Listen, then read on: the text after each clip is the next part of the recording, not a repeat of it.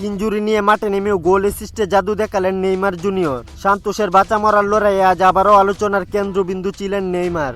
Injury নিয়ে ডাক্তারদের সতর্কতার মাঝেও মাঠে নেমেছিলেন নেইমার। ম্যাচের শুরু থেকে তার প্রতিটি টাচ, ড্রিবল আর পাস খেলায় এনে দেয় ভিন্ন মাত্রা। সান্তোসে আক্রমণে উঠলেই দেখা মিলছিল নেইমারের জাদু। ম্যাচের 25তম মিনিটে আসে সেই প্রতীক্ষিত মুহূর্ত। গিলহেরামের নিখুঁত পাস থেকে কোনো সময় নষ্ট না করে বক্সে ঢুকে পড়েন নেইমার। তারপর অসাধারণভাবে কাটিয়ে একটি টেকনিক্যাল ফিনিশে বল পাঠিয়ে দেন জালের ভিতর। সান্তোস এগিয়ে যায় 1-0 গোলে। নেইমারের গোলের পর পুরো স্টেডিয়াম ফেটে পড়ে উল্লাসে। নেইমার প্রমাণ করলেন তিনি এখনো দলের সবচেয়ে বড় তারকা।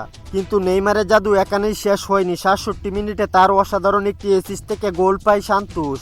এক গোল ও এক অ্যাসিস্ট করে হয়ে ওঠেন পুরো ম্যাচের নিয়ন্ত্রক। ম্যাচ শেষে দলের চিকিৎসক জানান নেইমারের পুরনো ইনজুরি এখনো ঝুঁকি তৈরি করছে। তাকে সাবধানে পরিচালনা করতে হবে, কারণ ধারাবাহিক ম্যাচ খেললে আবারও ইনজুরি সমস্যা দেখা দিতে পারে।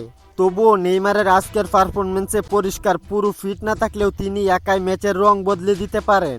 আজ সান্তোসের 3-0 গোলের জয়ের নায়ক ছিলেন নিঃসন্দেহে নেইমার। এখন প্রশ্ন, এই ফর্ম কি তিনি ধরে রাখতে পারবেন নাকি ইনজুরি আবারও তাকে থামিয়ে দিবে?